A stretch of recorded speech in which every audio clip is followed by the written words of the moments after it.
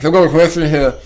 Why did Doug vote you off instead of ATM last year at Woodstock? Why? Let's have a look at it. Let's break it down. So the question is, people were surprised. They're going, hang on, ATM, he's not even a vegan. He sort of writes off vegans. You know, he sells deer antler. He was taking deer antler, and he did a video after one of the Woodstock Fruit Festivals, 2013 or 2012 or whatever, where he was eating bacon and eggs for his brain. Someone did a soundbite. Got to capture that on the screen the other day. So people said, well, how come Dan's not even a vegan? Writes off fruit most of the time, talks about breatharianism, but they got rid of you and Freelee as pioneers at Woodstock Fruit Festival. How is that? And it's like, well, Dan never spoke out about fasting at the fruit festival. Dan's an advocate of fasting, but me and myself and Freelee, we spoke out about it. So Doug saw us as a financial threat. We're basically telling people, don't fucking fast, really, man. Like, it's people die and shit and get fucked up. So we didn't know the full story back 2013, 2012. But when people ask us in our talks, what do you think about fasting? We're like, just live the lifestyle, man. Live the lifestyle. We didn't know about the deaths and stuff like that. The real deal situation we know now with the court cases and situation with Leah and everyone and stuff like that. So we didn't know about then. Now we know. And if we were at the festival, we'd just be like, this is the facts. So Doug knew that was coming, so got rid of us early, and he knew that we'd bail out once they treated us like that, and we did. So it was basically just financial, because Doug is on the board of governors. Doug's on the board of governors last year, as we were, but basically someone said it's very questionable that Doug Graham is on the board of governors, or board of directors, sorry, for Woodstock Fruit Festival, and is also being paid very handsomely.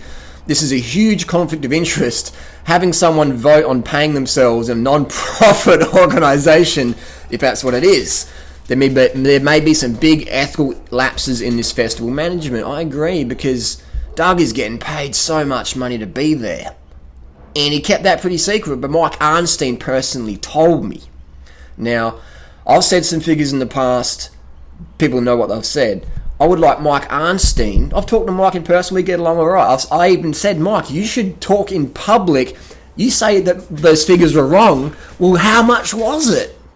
How much was it? Put it in public. If Woodstock Fruit Festival is a non-profit event, then let's put all the fucking numbers up, man. Let's make it transparent. Say Durianrider's a liar. That's not true. Well, how much was he paid? That's like saying this banana's, 8 inches or whatever, and I'll say it's a 9-inch banana, and so it's, oh, he's a liar, that wasn't a 9-inch banana, he's lying. Okay, how long was the fucking banana, man? It's 8 inches. Was it 70 grand or 65? Was it 20 for the first year or 19? Be objective. And then you call people a liar, that's fair enough, but you've got to say the real truth. You can't just say half-truth. So I called Mike on that one, but Mike won't answer that one, because the truth will be told there. And that's fine. It's Mike's event. He can do what he wants. He puts a lot of money in it. And basically, Doug and everyone take him for a ride. But Mike's making some bad choices here in saying that, not being transparent. We want transparency. And I call for Mike Arnstein, founder of Woodstock Fruit Festival, to actually put out there how much everyone was fucking paid and what they did. And Doug was fucking paid so much money. And I was thinking, I was a bit disgruntled. I was thinking, if Mike's losing money, Doug doesn't even bring any fucking value to the event, really. He spends most of the time in his room. I've heard this year, though, Doug is more approachable. I've heard Christina's more approachable. I've heard there's more ripe bananas on hand. So that's awesome. People are learning from their past behaviour, mistakes. But if we didn't stand up and say, hey, people are driving to McDonald's at the Woodstock Fruit Festival to eat Big Macs, or people are bringing rice cookers to the Woodstock Fruit Festival to get enough carbs, none of this would have happened. So you got to speak up. You got to speak out for things to improve. So this is another speak out video. I would like John Kohler, though. John Kohler did a video last year, a little passive aggressive video where he interviewed everyone, or the pioneers, the speakers last year, about their thoughts on adding refined sugar to fruit smoothies or whatever. And me and Freelee said, yeah, it's a good idea. Everyone else said, oh, that's a bad idea, blah, blah, blah. I would like John Kohler to do another little passive aggressive video, but this year do it about the Woodstock Fruit Festival pioneer reactions to Doug Graham's malpractice at his fasting retreat. People are calling it the den of death in Costa Rica. I'd like John Kohler, this is my vote, my allocation for John Kohler, my video, personal request to John Kohler, OK Raw, to do a video asking all the pioneers their thoughts and opinions on Doug's malpractice at his fasting retreat. And if you don't want to make it that sort of honest, you can say, what do you think of a fasting retreat that is 5 hours away from a hospital and conducts no blood tests and no medical tests prior, during, or after the fast? Ask those sort of questions, John. Do you have the balls to ask that? You know you don't. Because you're a little passive-aggressive guy that gets jealous of anyone who gets more attention than they do. And that's fine, but I'm just being honest with you.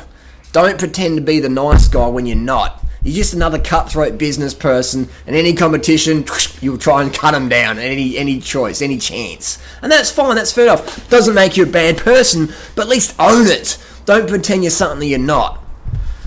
So that's my little rant and rave there. Don't hate anyone, but again, just another video of transparency, a video of call to action, because there's too many people in the raw food movement that act all nicey, but they're corporate as fuck, legal as fuck, and they just cover over things to protect their financial interests. And that's fine. That's business, people. It's fucking business. So when you see a little picture of a sunshine and all that, that's a facade. Real deal, if something's ran as a business and you affect their bottom line dollar, see you later, alligator. And that's why we put on the Thai Fruit Festival. That's why I encourage raw food potlucks, fruit potlucks, because there's no money involved. You bring your food, you hang out, you talk, you share ideas, you train together. There's no money. There's no board of governors to like, hang on, this dude's undercutting me. Fuck him off. Get him out of here. Well, that's crazy, man.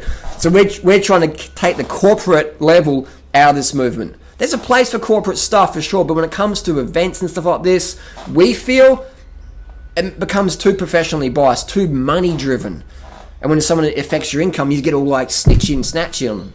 So that's why we're putting on our event with no fees. We don't make any money from it. No one's paying stuff to attend. Doesn't matter how much your income is. You can come to the Thai Fruit Festival. The entry's free. The fucking locals earning $5 to $10 a day turn up, ride their bikes up the hills, and just come to the talks. It's all free.